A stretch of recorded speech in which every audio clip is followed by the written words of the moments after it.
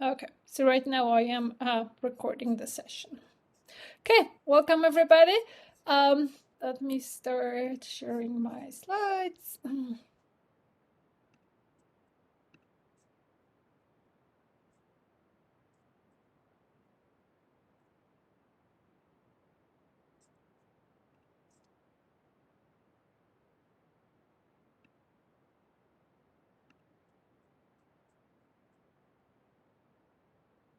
Okay, and I was hoping to actually see the chat, but I don't exactly see it. So if you feel like you want to say something and I don't hear you or I don't see your message, please let me know. Just speak. So I know if you can see my slides right now, if you can give me a thumbs up, that would be great. Okay, awesome. Thank you, Greg. Okay, so welcome to the Female Entrepreneurship Job Research Seminar Series. We are in Jake Jobs College of Business and Entrepreneurship. And let me start from a little exercise. Oh, and this was for me to remember to record. Okay, so let's say you're promised $3 to $10 for study participation, and you finish the study and you are leaving the room that you took the study, and now someone tells you, hey, here is your $3. Is that $3 okay? And of course, if I was leaving the room, I would just say thank you and leave. I was wondering, what would you say? So put in the chat, what would you say at this moment?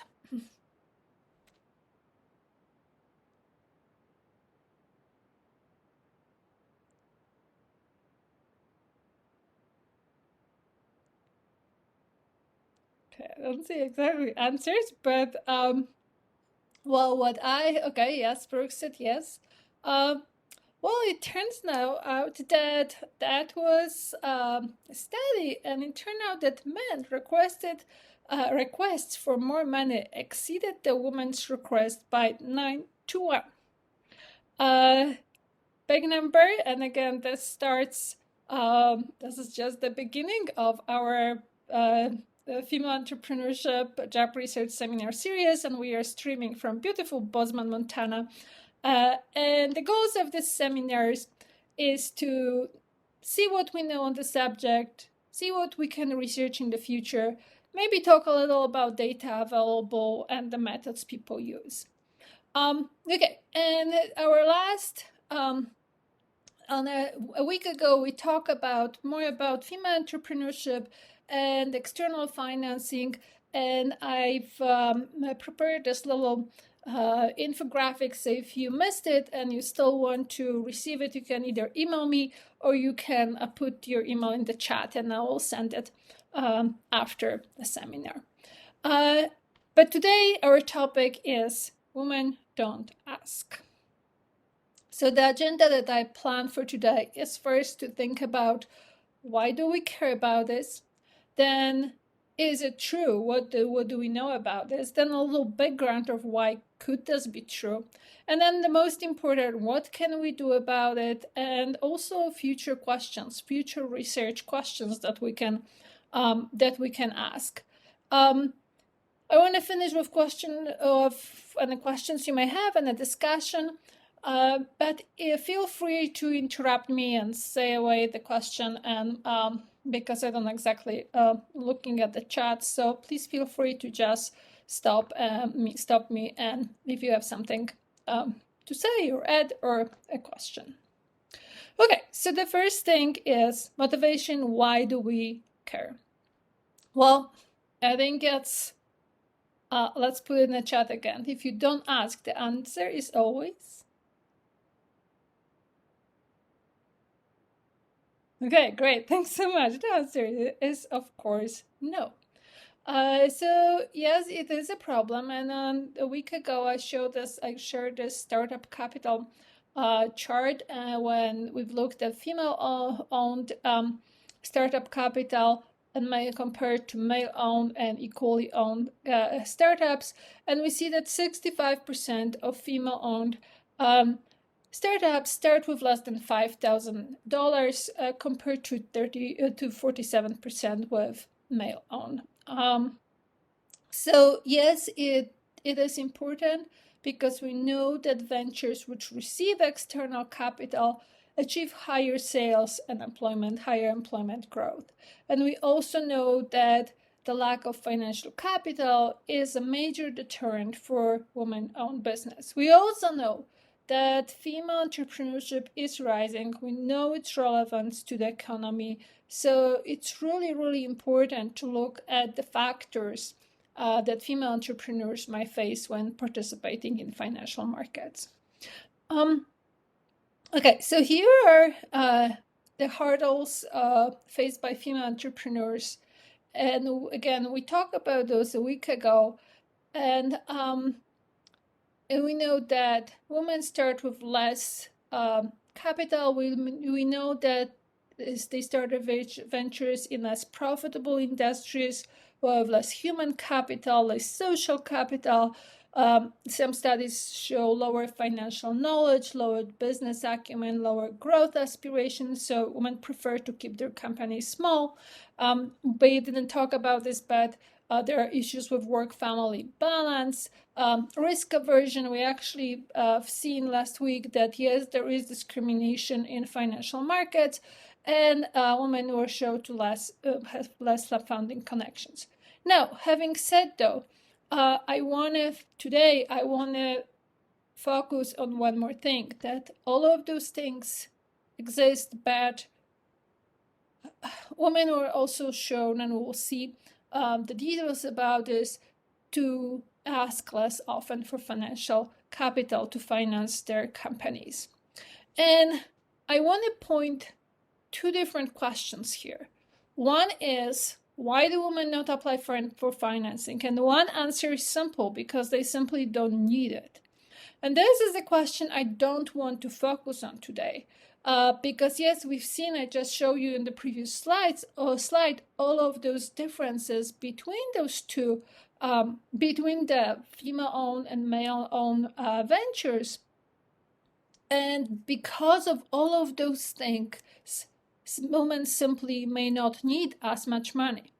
Now, so I want you to shift your thinking for this talk today, that we are not talking about all of those differences. So everything that I'm going to talk about today and we can discuss is about the discouragement from applying for financing. So we are not talking, so given that all of those other things are equal, is there a discouragement? And in this literature, borrowing discouragement is defining as the decision to forego applying for financing because of the belief that the application will be rejected. So this is the question we are focusing on right now. Okay, so hopefully I told you why and motivate you. Why do we even care? Now let's go to the next question. Let's see what the literature say. What do we know? Is this true? And the first data that I'm going to show you is that yes, women are less likely to apply for bank loans. So this is in a bank loans scenario. And again, the data, I talked a little bit more about the data last week, but the data for this study was taken from the US surveys of small business finances, 93, 98, and 2003. Okay, so how does this discouragement looks like over those years? So this is the percentage of those discouraged startups. So this is the percentage of people who needed credit but did not apply for it. And as we can see, the percentages are smaller for male and female-owned companies, startups, but the gap between them is still there, and the gap is actually bigger than it used to be.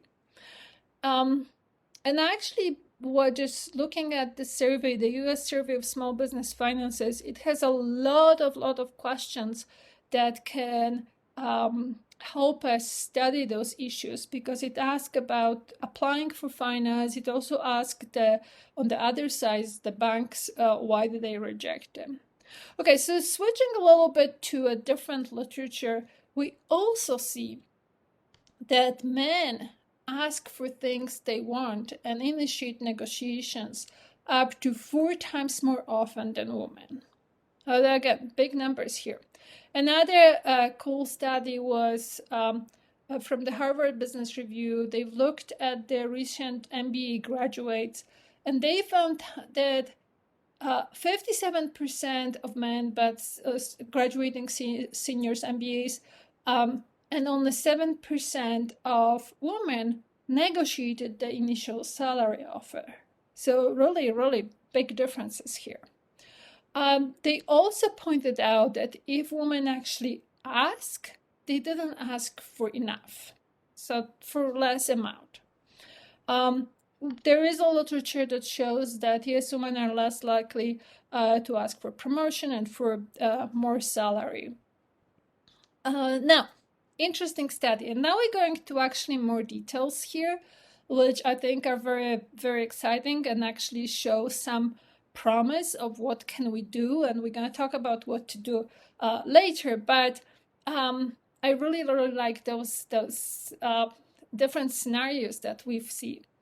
And I promise on the advertisement of this talk that we're not only going to talk about the entrepreneurs, but also other groups, because it is an important, because we can look at those other populations and make some inferences about female entrepreneurs. And this was a study from American Political Science Association, so for political science departments. And they found out that women are actually more likely to ask for resources than men when considering most categories of bargaining issues in academia. So things like research assistance, travel, moving expenses. So actually, yes, women were more likely to ask for those. And I will actually show you later why. And it doesn't repeat in the literature. So yes, they also show that women were more likely to ask, but also, which would be, I think, a different seminar, different talk, that women did ask, but women did not say no. So it was when asked to provide more service, and that they were more likely to always say yes. They were also asked for more service in less important committees and functions in the department. So that was an interesting finding there.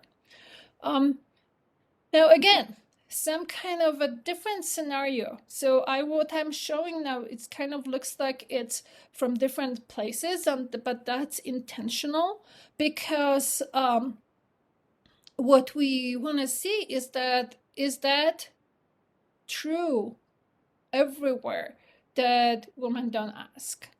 And in the study published in 2012, they found that there was no difference in gender negotiating performance when the product being negotiated was viewed as more female. So that they give example of glass beads. But then they found that when the product was more masculine, then men out-negotiated women. So I don't know why, but they would discuss car headlights. So again, a little bit different population, different scenario here. Another very, very important point in the literature, that women actually and men, there was no difference between them when the negotiation was permitted. So if there was a clear statement that negotiation is okay, women and men, there was no difference between the women and men. Okay, let's look at other countries now. And actually, in few studies for Canada, they found that women owners in Canada do have same application rate as men. And they were also more likely to build self-confidence and improve their managerial and entrepreneurial skills. So that was interesting.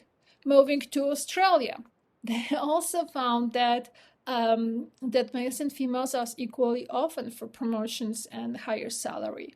but even though they were asking at the same rate, they didn't get at the same rate. Okay, so we can see from what I just presented, I just talked, that gender differences in this discouragement can be explained, at least partially, by cultural differences, business environment, structure of capital markets. And I want to now go to the one more. Very, very interesting study.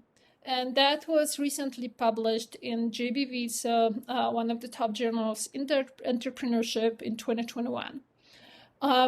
Then gender-based borrowing for female entrepreneurs, that was for female entrepreneurs. Discouragement, so gender-based borrowing discouragement was influenced by the regional female empowerment level within the US.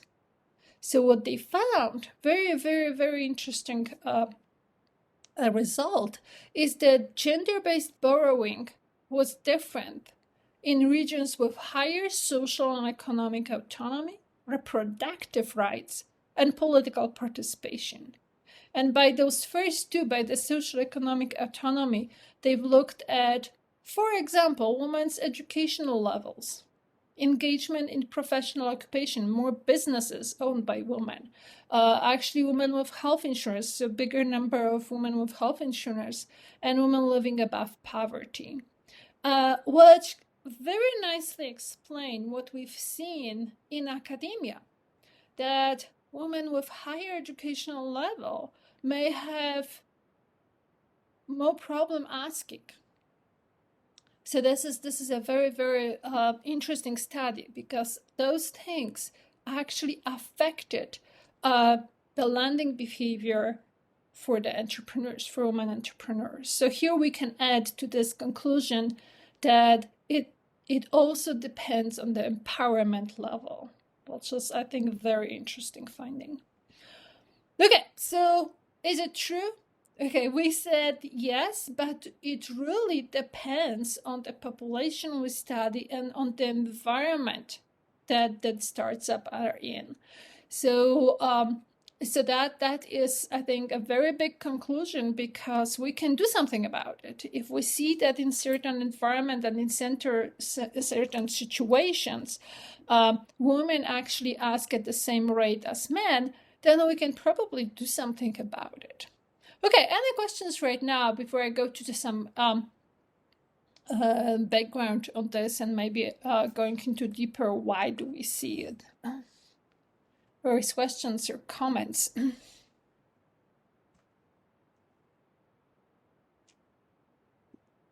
No question. Okay. Okay, let's go for the background. Okay, so why don't women ask? Let's go back to the study I showed you before.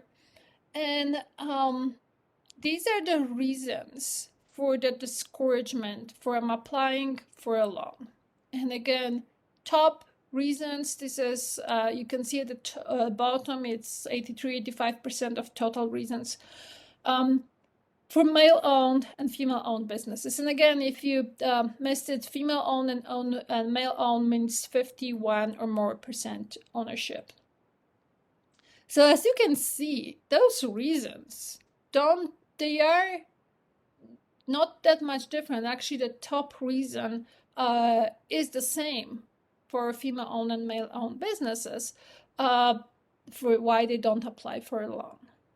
Now, what Dr. Mayat here found, and actually very interesting approach, is that then they've looked on the other side. So they actually look at the reasons that banks decline loans to female-owned and male-owned businesses.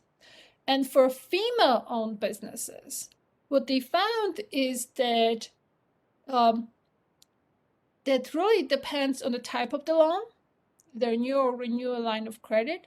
And also, so there were three significant reasons: type of the loan, and the number of times when a firm or the firm's owner, so those three reasons here, has been deemed to be delinquent. So what they concluded in the study is that really female-owned reasons for fearing being denied alone are inaccurate, because none of the reasons, the top reasons that female listed, were actually significant in the other side, in bank denying the credit, which was actually different for the male-owned reasons, because when they've asked the loan officers why the credit was denied for the male-owned businesses, the reasons actually match. So that was their conclusions, which I think was really interesting. Here are data actually from the United Kingdom, but it kind of fits the big picture and other studies, that women business owners simply do not approach banks with weak loan applications. And that kind of matches other studies that looked at this issue, that men are more likely than women to overestimate their abilities, and that women have lower level of confidence. So these are all the reasons why. Of course, these are on average generalizations. So that's what we see in the studies. Women were also found to have a lower risk tolerance. And what's funny results from negotiation literature again, men often equate negotiation as fun, so refer to them as fun, while women refer to negotiations as scary. That also, again, reasons. Now, I think the big issue here, and I think we see from those other studies here, is that gender stereotypes for women asking for things in society go really deep and go to where we were little. So there is, in a book, Babcock and Ashford published in 2009, they say that the problem goes really to the very, very when we were very little, that girls are usually raised with compliance, politeness, kindness. For boys, we stress independence. And even if we don't do it, so even if you were not raised in such a family, unfortunately, many other people do. Many other people had this experience, and as a result, women faced reputational issues. So that's actually a very big result here, that both male and female managers were less likely to want to work with women who negotiate during a job interview. So that's kind of it. Again, it comes from a very from the stereotypes in the society. And again, another study from business world, that women are generally seen as inferior to men on qualities believed to be necessary to succeed in the business world. So all of those reasons here, all of those background things really come from the certain mindset.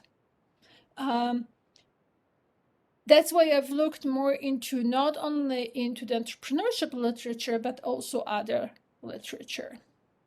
Okay, so yes, we see that it's true in a certain scenarios. That there is some hope there. We can see that this in the background, that it may actually come from deep mindset and some stereotypes in the society. So what can we do about it? Yes, what can we do? And we'll go over some of those solutions, really from either just personal, what we can do, to the bigger policy issues. Okay, so what are the solutions and the questions right now? Okay. One thing that is also was found in the literature, and we've seen, and it's really interesting, that even the women have trouble speaking for themselves. They often don't have trouble speaking for others. So really, we see that even sharing our things that we don't want to ask for ourselves, sharing it with others may actually help, because again, we have no problem, women don't have problem with negotiating for others, and that means that that women know how to do it. It just sometimes take another person to do it. This is a very interesting study also. This comes from female entrepreneurs that actually succeeded in obtaining angel capital. And they were talking, it was interviews with those female entrepreneurs. They were talking about asking for future capital. And what they stress is that what helps them is the open, honest, and direct communication with investors. And they really stress that developing the trust early in this relationship really helps them asking for future capital. So they also were talking about obtaining the right knowledge to proceed through the first round of funding without future negative consequences was really important for them too. So that's also a way we can help those preparing, building trust with the financial institutions. Again, that can be one solution. Okay, one more solution, which actually is paper I've published with Diana Hacharova, and there is another paper on the subject. So in our paper, and we've used PSED data, we did find that controlling for all the other startup characteristics and actually personal human capital, we found that yes, women were less likely to ask. And again, in the PSE data, you can also look at the questions of if women asked, if women received financing.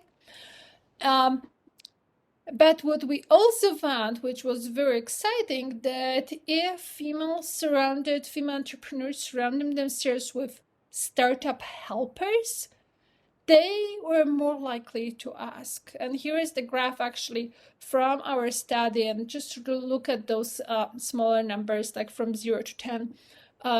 When female entrepreneurs surrounded themselves with the helpers, the probability of asking for external financing went up. But it did not happen for male entrepreneurs. So it didn't matter for male entrepreneurs, but it did help female entrepreneurs.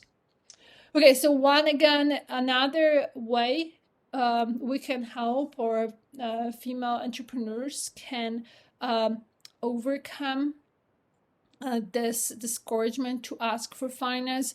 Surround yourself with helpers, and these helpers were people who either invest in the startup or others. They were just outsiders too. Okay, great. So another thing that we can do, and which I think is a big one, and which is stressed in the literature, is the awareness. And this is what I'm doing right now, and I love those hands up, so I put them up there. Tell women owners and their employees they must ask for they want and what they need. So simply just spreading the awareness that this is an issue is helping. And also, what we've seen before is that even asking for more than you think that you deserve can be actually very beneficial, because we may ask for less. Okay, a little bit more about also how to ask. Very also interesting study. In one of the study published in 2018 in Academy of Management Journal, and it was the title of this study was "We Ask Men to Win and Women Not to Lose." They've looked at the investors, and the data come from the TechCrunch Disrupt startup Butterfield from 2010 to 2016. that they found that investors tend to ask male entrepreneurs promotional focused questions, while female entrepreneurs prevention focused questions. And what's interesting also, what they found, is that the entrepreneurs tend to respond with matching regularity focus, with matching focus. So if they were asked promotional focus questions, they respond in this tone. If they ask preventional focus, they respond in this tone. What they found that if they were, then those that asked promotional focus questions raised significantly higher amounts of funding. What their recommendation was is that responding to prevention focus questions with promotion focus answer may be the solution. And here they give example, which may be very useful to look. So if women were asked about the competitive market, so hey, how would you deal with the competitive market that you're trying to enter? Their solution was to, hey, flip the question and show it as an opportunity. Show it as, hey, if that's competitive market, it means that the market exists and that I can go and it can be attractive for the new venture. So that was the switch in the mind. So kind of take one step here, one step back and thinking, hey, this is a question that I should switch into the opportunity question. So very, very interesting finding. A lot of data on asking for financing, we can look in crowdfunding, and we talked last week more about the crowdfunding too. They found that positive psychological capital like hope, optimism, resilience, and confidence actually help in crowdfunding campaigns. So using this type of language in the campaigns of hope, optimism, resilience, confidence may actually help female campaigns. And actually, I showed this slide last week, but I want to focus more of the language here. That in those campaigns, in the crowdfunding campaigns, using more female-centric language was important. Let me skip this step. So now, I think we're going to a little bit higher for the policy issues. And from what I showed you at the beginning, there is hope here in those interventions, because the policy interventions that are really deeply address the roots of those beliefs can make a change. So those policies that stress female empowerment can actually help female entrepreneurs in asking for outside financing. And we've seen, I've showed you before, that things social and economic autonomy, reproductive rights, political participation. And the authors here, as their recommendations, they said policies like access to college education, improving sexual health infrastructure, providing more comprehensive level of basic health care for women, ensuring women have access to register as voters, ensuring female voter turnout, increasing women in elected office. Those things, which looks like things that shouldn't be related to female entrepreneurs asking for a loan in the bank, those policies can actually empower women, business,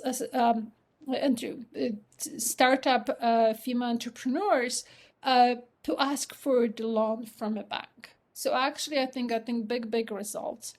We can see other policies mentioned in other papers. So, of course, government involvement in equal access to credit, but also things like banks should be very specific about reasons for denying loan applications, because that would match what we've already seen at the beginning of this talk, that the reasons that female may not apply for bank loans may be actually different from the ones that the loans are denied. This clarity of making clear upfront what types of loans they provide, that may also help female entrepreneurs in asking for the loan. The other thing that we've seen actually last week is that women are more successful in community banks. That may also be a good policy. Okay, so these are the things that I've seen in the literature that can help. So what can we do? These are the things from very little on things that we can do personally to really big policy issues. These are the things that can help. And I have 3 future research questions that could be actually interesting going from it. So I can go to it unless we want to stop and discuss things. So if you want to put something in the chat or start talking. Okay, so let's go on. Let me show you those future questions, which I found that may be interesting.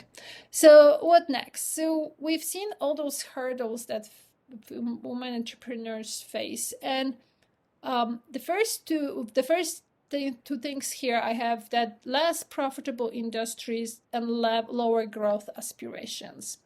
And when I've looked at those things, those 2 things here on the list, I was wondering, what's chicken, what's the egg? So if we can actually have certain environments that women are more likely to ask for the loan in the bank, if we have those policies, maybe we can actually have more women participate in more male-dominated industries. That may be the same reasons that women may not want to grow their businesses. Those may be the same reasons that women don't ask. So one of the things that one can study here is, yes, look at again those different environments and see if there is a difference in number of startups in those different industries or in the intentions for growth. So that was my one question. My second question was, hey, we saw this last week. We talked about the discrimination that women faced when applying to financial institutions. And one thing that came to my mind, and actually it was confirmed in this JBV article, is that women may actually be right. If they know that they face discrimination, if they know that there is no reason to spend time putting this whole application, this time can be spent more on more productive activities, and those activities are simply unproductive. So for economic reasons, they simply shouldn't even apply if they know what the results will be. And it's simply maybe too costly to do that. And that is another question, is if the women firms bigger barriers and bigger discrimination, is there also more discouragement? And actually very much connected to this is the question in the crowdfunding. Last week I said that there is studies that show that crowdfunding is not a first choice option. But I haven't seen studies looking at women-owned business and men-owned businesses if this first choice option can actually be different for those 2 groups. And it may actually be if we've seen literature that women are more successful on crowdfunding platforms.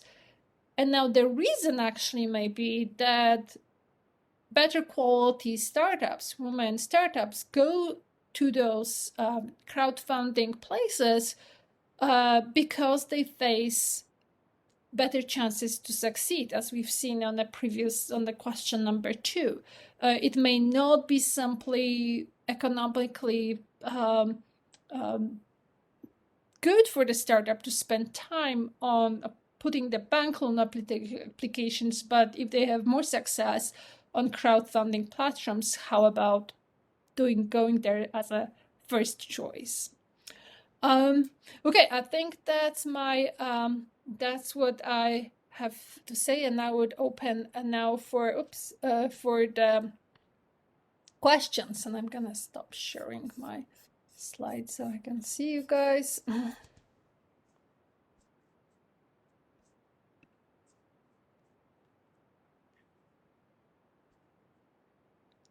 Okay, is there any questions right now and comments and anything that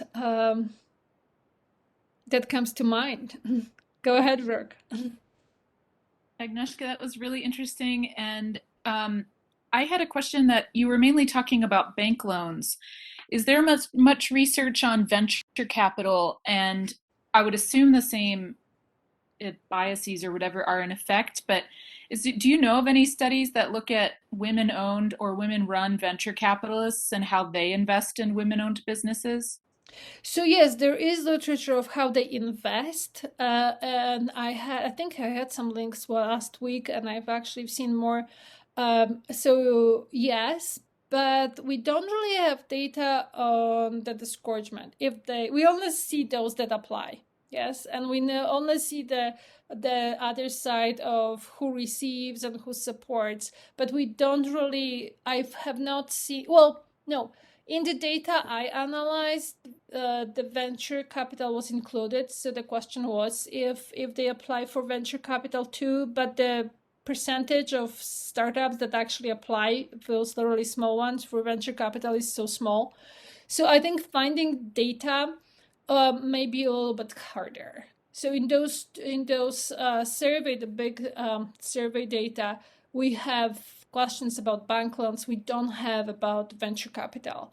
I kind of, like thinking of where it comes from, that it's more of the mindset thing. I think it may translate there too, but I have not seen the data or papers based on it. Mm-hmm.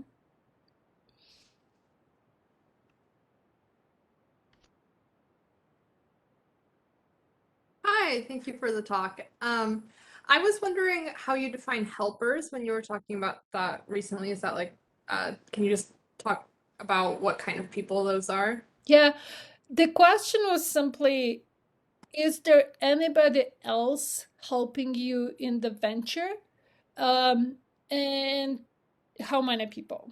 So that was, and it was separate from the from people who were directly owners of the venture. So it's not a team size. It wasn't the startup size. It was people who are just involved in the venture who helped you. So that was the question, which was actually very interesting. What do So you could think it be about? employees or No, just no. people in the community? Yeah, it was people from the community. It was actually not employers. It was a separate question. Employers and the venture size, so people who are more of the owners. Those were separate. So the question, I think, asks separate from the owners, employees, and the team. How many other people help you with starting this venture? So yes, it can be the community, and I think it was the community from what what we can see from other studies, that the community and the empowerment that goes around those ventures actually matters so much. Great Okay, question. thank you. Yeah.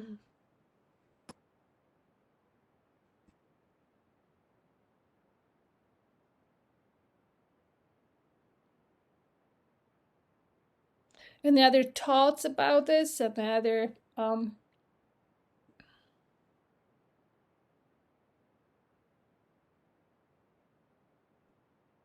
And I did talk about, I really made a distinction between women-owned and men-owned ventures. I think it's more of the also mindset. I'm sure there is a lot of male and men-owned ventures that have the same problem of asking. So I think it can be applied to everybody who who has trouble asking for finance, and it can translate to also men-owned ventures, because we've seen at the beginning that there is a significant percentage of men-owned ventures who do not ask for the loan because of the discouragement. So, Brooke here again. Sorry, my internet's being shaky. So I turned my video off. I wonder what the implications are for education then. in like our college, for instance, which is to we have a negotiation elective, for instance, but I wonder if there's a role for yeah, for something related to this mindset in entrepreneurs in general, Yeah. and hopefully with the effect that it would support women in this way. Yeah, I think that was I was trying to show this point that hey, in academia we actually see is that the more education, and in this other study too, more education clearly showed, and I think negotiation too here, clearly shows that it helps. It's just the differences disappear, and it can be. And it definitely, I think, awareness of those data in negotiations, uh, having seeing that in some literature it shows that if women know that they can ask, they actually, there's no difference between them, there's no significant differences between those two groups here. So simply by putting the awareness, by educating people that that is one of the solutions, one of the ways we can solve this problem, is looks like it has a big effect on the results. Yeah, great point. Hey, Agnieszka, I don't remember this being in the data that you presented, but do you have any idea if anybody has looked at women's confidence that they will get funding, whether it's a bank loan or VC, versus men? Because I wonder, we know in job applications, for example, that men tend to apply for jobs when they, I forget what the number is, but say there are 10 requirements for this position. Men will apply if they, like meet 4 of them, and women won't apply unless they meet 7 of them. I don't remember what Yeah, the numbers are, but yeah, I it's bet, something yeah, like that. yeah. I've seen the study too, so you can Yeah, see I I'm had, I'm yeah. wondering, and so, I don't know how much of that is overconfidence in the men, or if men, I'm just trying to think about this mindset thing, or if men are not as concerned about being rejected. Yeah, that's very, very actually interesting. I think it would be great to, if we have data on the level of confidence, Yeah, to put it as yeah, as an extra moderator. That would be awesome to see if that where it really comes from. Um, yeah, and yeah, definitely there was this study that men apply for bank loans even though they know their application is not good. So, so hey, yeah, where it comes from? Does it come from the? But it would be nice to measure their confidence level, or they simply say, "Oh, again, I'm just gonna do it and see if I'm rejected. I'm rejected." Yeah. So yeah, that's a very actually interesting question. Yes. yeah. Yeah. Thanks for coming, guys. It's yeah, it's I think first let's finishing up. Oh, I forgot to stop recording. Okay. So the if thanks for coming. We actually have I have great speakers. I think Brooke's gonna speak in 2 weeks, and then I have a person from Jam Data and Diana studies, and she's gonna present in 3 weeks. I think it's gonna be a great to meet her and see what we can learn from her. So I think we're gonna have great presenters. So keep in touch. Keep on look on your emails. Thanks so much. Thanks so much, everyone, to Thank you. coming. Nice job. Thanks.